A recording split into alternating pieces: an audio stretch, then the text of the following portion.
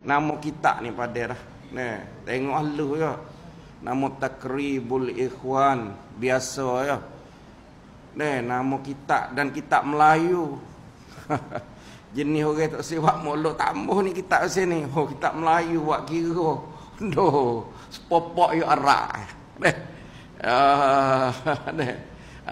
Mengajar gaduh kata kok orang.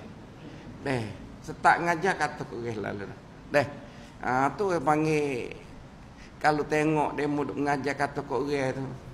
Orang molek tak kata.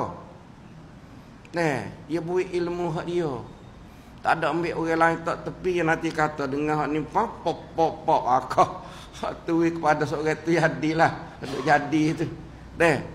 Tapi walau bagaimanapun kita tak setilik lah hujung ni. Semua ni hujung dah. Kita kena tilik humi tu. Beranak ia 330 ni tahun. Tengok dek nung. Kok belakang hujung dah. Pelahid. Ton hit duduk dek nung. Beranak dia kalau kira lah ni 330 ni tahun. Beranak di Kapun Dariyah. Tahun beranak dia 1114 ekor. 4 ekor 1. Dia sama dengan Miladiyah. Hak Mak Saleh tu. Dia 1700 ni. Mati dia 1200 ni. Umur dia 92 tahun. Umur panjang ya. Ni hak sadah tu. Nama dia Muhammad bin Abdul Wahab, beranak di Kapun Dariyah. Muban dia Dariyah, tambun dia Uyainah.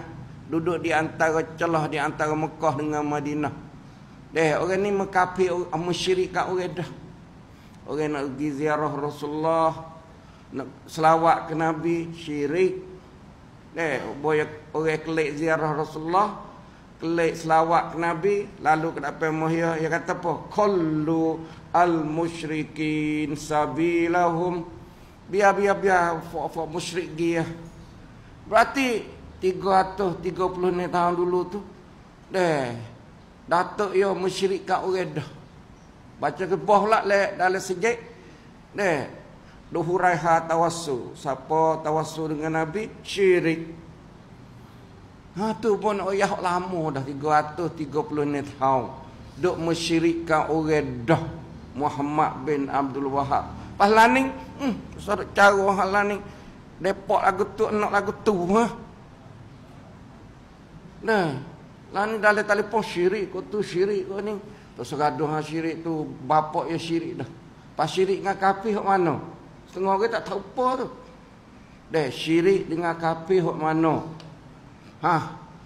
Orang masa Nabi beranak ada semua tak kau yang panggil puak mana? Puak musyrikun. Kafir musyrik. Berarti syirik dengan kafir hok telur ya. Berarti dia duk syirik kat orang, duk mengkafir kat orang.